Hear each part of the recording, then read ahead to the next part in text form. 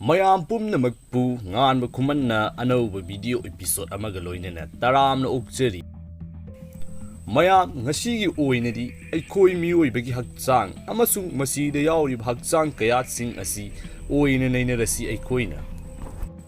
mayam pumnamak video asi howdringaida nganba Khuman gi channel asibu suksoi subscribe tawbiramu Aihang adom gidamakta matam-matamgi oiraba asigumnaba kanarabi ipau kaya asi tattana puduna laksagani loina na description da aihaki social media gi site sing hapcharambani maduda sangduna follow tawbiro mafam maduda aihaki channel asigi matam-matamgi oiba update sing mafam maduda phangbiga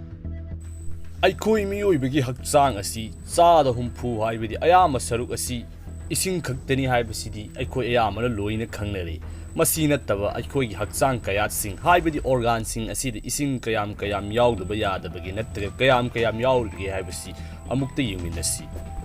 Eikhoi meeyoibagi Hakchang kayat ama oiriba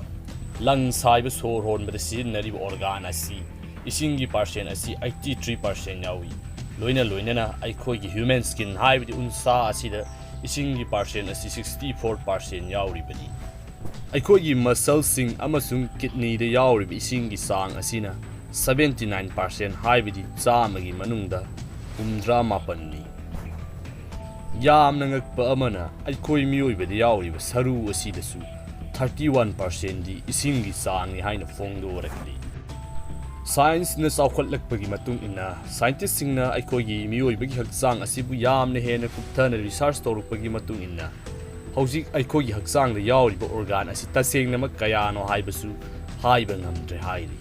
scientist kharagi wafamdadi organ haibasi tasengnamak karino organ haibagi definition si hojik fawba leitri haina phongdokpasu leiri kuidringai matamda scientist kharana phongdorukpagi matung ina Eikhoi meeyoibagi Hakchang asida anauba organ mesentery haiba amasu fangle hairi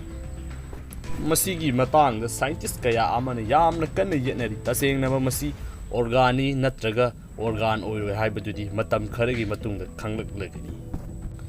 yamna ngakpa amana Eikhoi meeyoibagi Hakchang da yauriba kayatsing asigi manungda khwaidagi fat ki chang yamna yauba asi Eikhoi meeyoibagi brain asi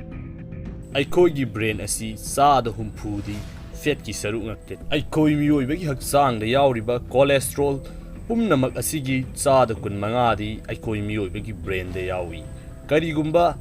Eikhoi meeyoibagi brain da yauriba cholesterol gi saruk asi chada kun mangadagi karigumba hek nemthaba taraklabadi Eikhoi gi brain asi function tawba ngamakloi loina brain asi siba fawba yana mamangai da scientist sing phongdok lamba Eikhoi meeyoibagi brain asida microorganism bacteria sing amatta leite haibadu Handakta tawkiba research amana madu lale haina phongdorakli makoina makata na phongdorakpa statement amagi matungin Eikhoi meeyoibagi brain asi sokningai oidaba microbes kaya amana yomduna lei hairi mathang asidi Eikhoina tabada ngakkida wafam amakaki Eikhoina ngahak leitana taduna amasung nainaduna leiraba wafam amani madudi lizard amasung masigumba jibasingda makoigi masada sokhiba matamda amuk hana chongla I haibasini matau asigumna Eikhoi meeyoibagi Hakchang kayat kharadadi asok apan thokpa matamda amuk hana hanjinba ngammi haina scientist singna phongdorakli makoina phongdorakpagi matung inna Eikhoi gi khujengi oiba khonggi oiba part asida asok apan tawba matamda sokhiba part adu matam khara leiraga hanjinlakpagi sang asi yamna wangi hairi madugi mathangda Eikhoi gi khutki samnafam tang asi masisu hanjinlakpagi sang yamna wangi hairi tawbatabu Eikhoi gi yamna maru oiriba part Eikhoi gi khu haiba tare masidari handi hanjilai adubu hanginjilakpagi sang asi yamna nemi hairi adom su Eikhoi gi meeyoibagi Hakchang kayasing asi sokraba matungda amuhana regenerate tawi haibasi tabada kari fawbibagi ikui ringai matamda Washington University da scientist sing research tawduna fanglakpa result amagi matungina Eikhoina mit kuppa asi afaba thabak amani haina phongdorakli makoina makata na phongdorakli madudi Eikhoina thabak ama tawba matamda mit kuppana Eikhoina thabak aduda maipuna na onsinbagi sang asi wangkhat halli isam na hairagi Eikhoina mit kuppibasi Eikhoi gi mind asibu charge tawribani haina phongdorakli Eikhoi meeyoibagi kayatsing amasung masigi maramda nainakriba sing asi ꯑꯗꯣꯝ ꯀꯔꯤ ꯐꯥꯎꯕꯤꯕꯒꯦ ꯂꯣꯏꯅꯅ video ꯑꯁꯤꯕꯨ ꯅꯨꯡꯉꯥꯏꯕꯤꯕ ꯇꯥꯔꯒꯗꯤ video ꯑꯁꯤꯕꯨ ꯁꯨꯡꯁꯣꯏ ꯁꯣꯏꯗꯅ like ꯇꯧꯕꯤꯔꯝꯃꯨ ꯑꯗꯣꯝꯅ ꯄꯥꯝꯖꯕ ꯑꯃꯁꯨꯡ ꯈꯪꯖꯕ ꯇꯣꯄꯤꯛꯁꯤꯡ ꯑꯗꯨꯁꯨ ꯀꯃꯦꯟ ꯁꯦꯛꯁꯟꯗ ꯍꯥꯏꯕꯤꯔꯝꯃꯨ ꯑꯩꯈꯣꯏ ꯃꯌꯥꯝ ꯄꯨꯟꯅ ꯑꯃꯨꯛꯇꯪ ꯅꯩꯅꯃꯤꯟꯅꯁꯤ